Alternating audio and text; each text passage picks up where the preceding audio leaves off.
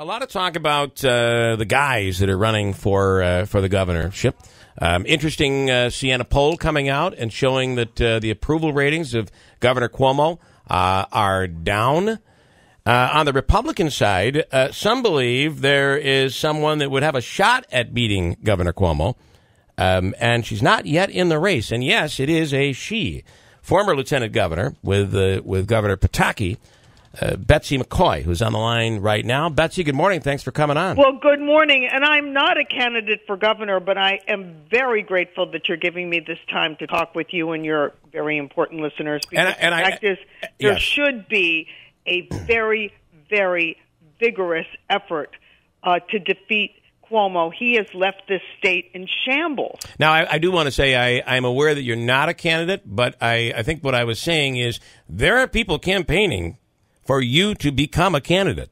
Well, it's no wonder that there are many, many people in this state who want to see a very aggressive candidate against Andrew Cuomo. Let's look at some of the facts here. I've been a New Yorker for many decades. We used to be called the Empire State. Now we're called the Exit State because we're losing more population to other states than any place else in the country. People are voting with their feet to leave this state. Yeah. And what about jobs? You know, yesterday I was doing a show on Fox.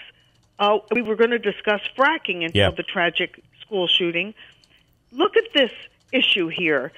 Pennsylvania and New York. It's a tale of two states. It's a very tragic tale for New York because I was looking at the wage rates in Pennsylvania, and people who are working in the fracking industry in Pennsylvania are earning $20,000 above the state wage average. They are getting such good jobs in fracking on that Marcellus Shale. New Yorkers could be working there, too. Yeah. We could have thousands and thousands of people along the southern tier working in fracking if it weren't for Andrew Cuomo bowing to the left-wing ideologues, putting his future presidential ambitions above the benefits of this state. I had a chance. We were my wife and I were on our way to New York City, and I had a chance to. We took the train down, and lo and behold, right next to me on the train is Governor Pataki. And we rode down. I had a great conversation with him. I'm sure I annoyed him, Betsy, but I tried not to. I'm sure you didn't. I really didn't. I honestly was. I tempered my questions. But so you were lieutenant governor with Pataki at a time when, boy, no one thought that anybody could touch Governor Cuomo, and he became vulnerable that year. And it happened. Do you feel this? For very much the same reasons, by the way. Yeah, and I'm going to say, is this a repeat, do you feel? Well, certainly in terms of the situation of the state, not my life, but in terms of the situation of the state is now in the grips of taxaholic, spendaholic politicians, and they are literally crushing our state, crushing our dreams, causing our kids to move away.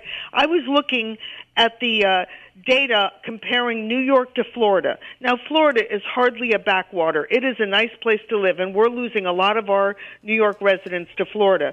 Listen to this. Florida has almost 2 million more people than New York, but New York's Cuomo budget is twice as big. Florida has good services. How come we're paying twice as much? You know why? Corruption, laziness, and waste.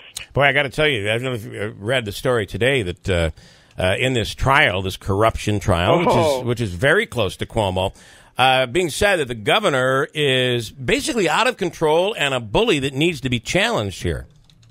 There is no question about it. And even aside from the corruption, which will come out in this and future trials, the fact is this state is so poorly run that it is destroying hardworking people's lives. And yet Cuomo, one of the things he aims to do now, and he made an announcement about it last fall, is he's supporting a very destructive single-payer health care proposal in the state. It has passed the Assembly. It is within 2 votes in the Senate. And very few people are aware that this would make health insurance, private health insurance, illegal. So if you're one of the 10 million working people in this state who has good health insurance on your job, it's going to be taken away from you.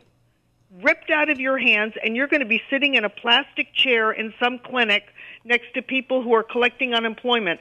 That is what this plan, single payer, really means. Do you are you considering a run? No, I'm not considering a run. Okay. But I am encouraging people in the state who have any political will to step in at this time, because it is a critical time. What are your thoughts on DeFrancisco? Pardon me? I have only seen a Senator DeFrancisco to shake a hand with him in the last 20 years.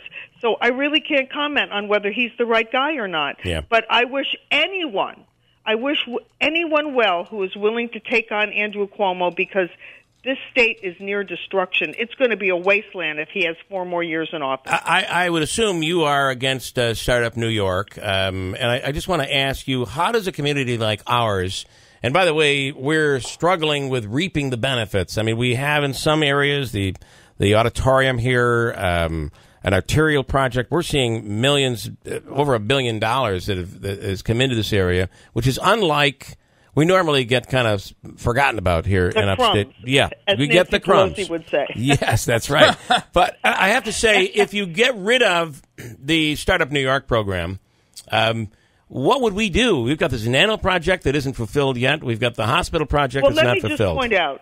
Yes. If taxes are lowered in New York State, jobs will come in. Mm-hmm. People will start up businesses here. And not necessarily people moving from out of state, but the tax laws in this state and the business regulations are so punishing that people who ordinarily would become entrepreneurs and start businesses, and that's where the real jobs come from, they can't do it. They're being smothered by government. Yeah. Do you think the governor wanted, in his earlier years, wanted to be a game show host? Because this, the way that he hands out the money, this Hunger Games type philosophy where he has all the different regions competing against each other, and then he comes in and gives it away. This is the way political graft is managed these days. Yeah. It is surreal when you think about it. It really is. When he announced the funding in Rome, that was exactly what he did. He had an envelope, and he was talking about the prize winners. And the only thing missing was a drum roll. Yeah. This is politics at its worst. Yeah. And it's literally stripping all of us of our economic opportunity. Go ahead. Can I just chime in? I want to ask. Many have been critical of the way he goes about awarding these funds. But what's wrong with saying, listen, if you want the money, show me your plan, show me how it's going to work. Because and then government shouldn't be making the decisions about which businesses survive and which businesses don't.